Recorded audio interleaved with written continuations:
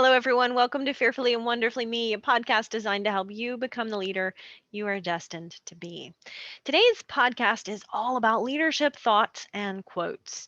So it's a little bit different, maybe, than some of the podcasts I've had recently. I know last podcast episode we were talking all about being proactive and emotions. So maybe this podcast isn't that different after all, because really what it comes down to is the foundation of influencing and leading others is going to start with leadership of self, right? So until we are able to master self, it's going to be more difficult to influence other people. So, as I think about that, now that I'm drilling down in that in my head, I realize, you know what, this topic really is kind of the same. It's kind of just a continuation. And the reason I think that these principles resonate so powerfully to me is because I talk about leadership in a little bit different context, or I like to talk about leadership in a different context than a lot of people.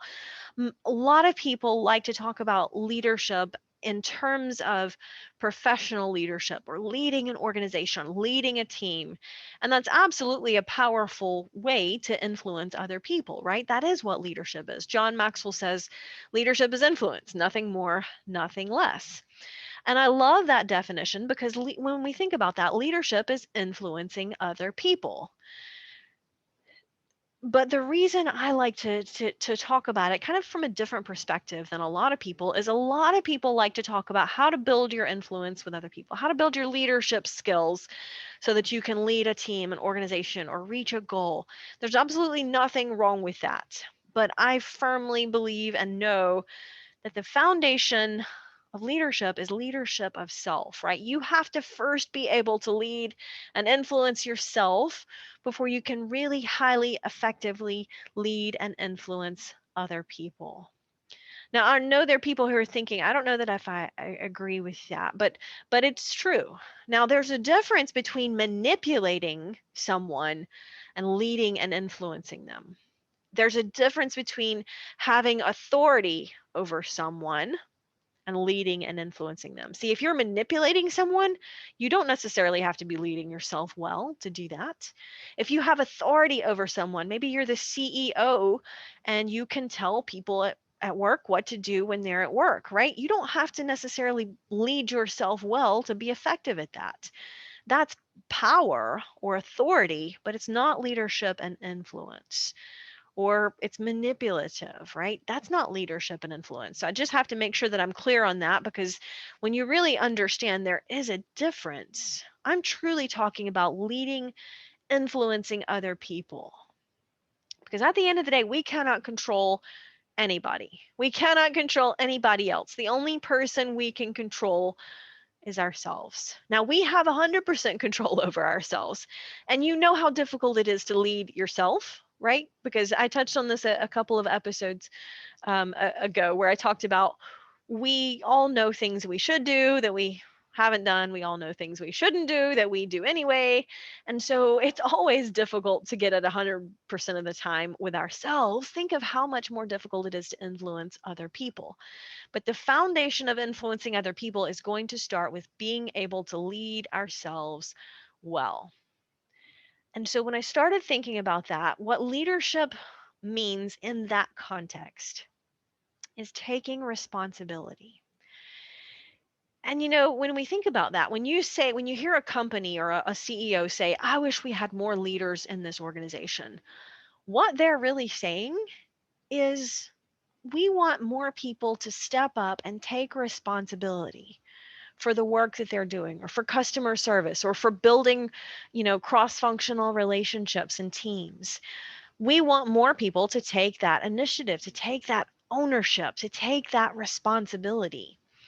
They're not necessarily thinking about, we want people to have better communication skills.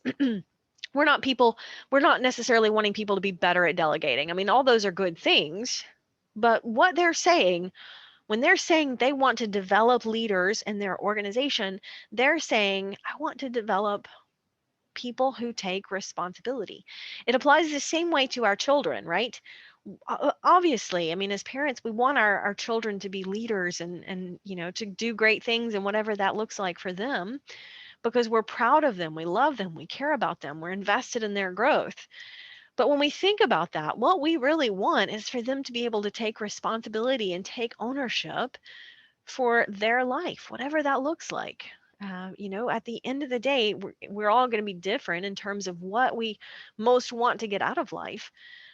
But the thing that enables us to achieve it is taking ownership and taking responsibility and saying, I'm going to take ownership for making that happen. I'm going to take responsibility for making that happen, right? Because nobody else will do it for us. And so when we think about personal growth and the foundation of leading others, it really comes down to leading ourselves and taking ownership and taking responsibility for that. A couple of quotes from Abby Wambach, and I hope I'm saying that name right. She says, every woman is the leader of her own life. And that means to me that if we are not willing to take ownership and responsibility and be the leader of our own lives, then somebody else is, right? Almost by default. If we are not going to take that responsibility and ownership for being the leader in our own life, then that means by default, we're allowing somebody or something else to influence our lives. And that is not cool. I know that that is not cool. It's not cool for any of us because every single one of us have hopes and goals and dreams. But in order to achieve them, we have to be the leader in our own life and take ownership for that, take responsibility for that. She goes on to say, leadership is not the privilege of a few, it's the right and responsibility of all. And there again, whether you are a staying at home mom or you are the CEO of a company, we all influence people around us. Women are very powerful influences in their family, in their community, in their workspace, in their companies, in their countries, right? We're all influencing people. It doesn't matter if we're the CEO or a manager or a stay-at-home mom. We are touching lives. And when you touch lives in a positive way, you are leading and influencing them in a positive way. Right? And that's not the privilege of a few. It's the right and responsibility of all of us. Leadership is influence, right? All of us have some influence, but all of us want more influence. I guarantee you. Um, I love what James Hunter said, that leadership is not defined by what we accomplish, but by what we get accomplished through others, right? And there again, we kind of come back to that theme of being able to influence others in a positive way. And the only way we can do that is by the choices that we make as individuals. Because the choices that we make, positively or negatively, are affecting our influence with other people. And that's a little bit of a burden to pick up, right? Because I guarantee if you have goals and dreams that you want to achieve, you are going to need to be able to influence other people to get them. Most of the time, 99% of the time. There might be some individual goals or personal goals that don't require you to influence other people, but most of us recognize that if we want to achieve something great, it requires us to be able to influence other people, and or when we do achieve something great, that allows us to influence people at a higher level. So, relative to that, it really does come down to the choices that we make as individuals. Now, I mean, that's just a fact. Recognizing that the right choices help move us forward in terms of improving our influence, increasing our influence, increasing and achieving the outcomes that we want to accomplish. Being more successful in life, whatever that looks like for you, is going to require having influence, having leadership ability, the ability to influence other people. Most of us can naturally relate to that, right? Most of us naturally relate to the concept that being successful in life is going to require me to have more influence. But we don't always stop to think about how we truly get more of that influence that we all so desperately want. Is that we have to start making different choices as an individual. And that's tough, right? That takes us to the mirror, and we have to take a good honest look at what we see in the mirror and say, I've got to take ownership and responsibility for what I see, and then I can change it.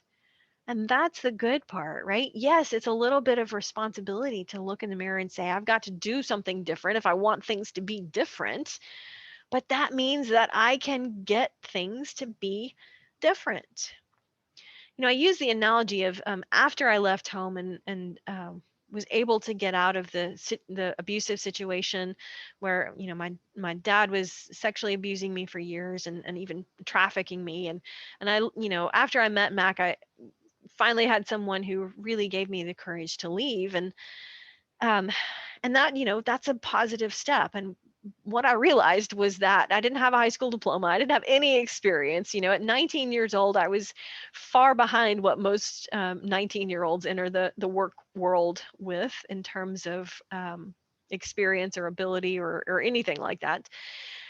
And the only job that I could find was working as a waitress and in a pizza restaurant. And I would work the day shift in the buffet. And when I speak for a lot of high school groups and youth groups today, and I always love to ask those kids. I'm like, how much money do you think I was making back then? Before most of them were born, and most of them are like, oh, $10 an hour, $15 an hour, and I'm like, no, $2.13 an hour to plus some tips to pick up half-eaten pizza crust off the floor and bust dirty tables. Now, there's nothing wrong with that. We all start somewhere, and that was my start. And boy, let me tell you, I was proud to get it.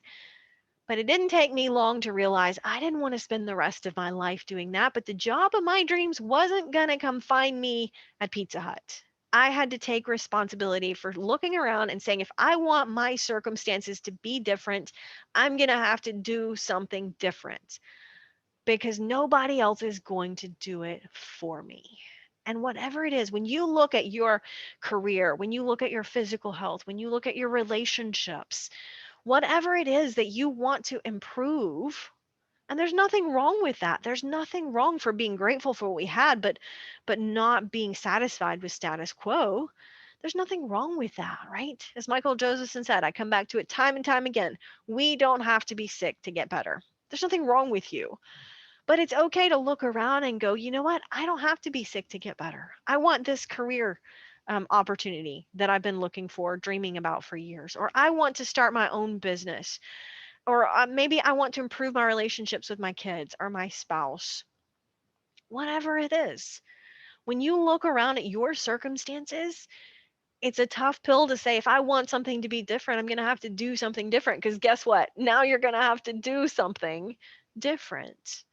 But it's also incredibly empowering because when we take that ownership of leading ourselves and saying, I can see room for improvement here, so I'm going to do something to move me closer towards that.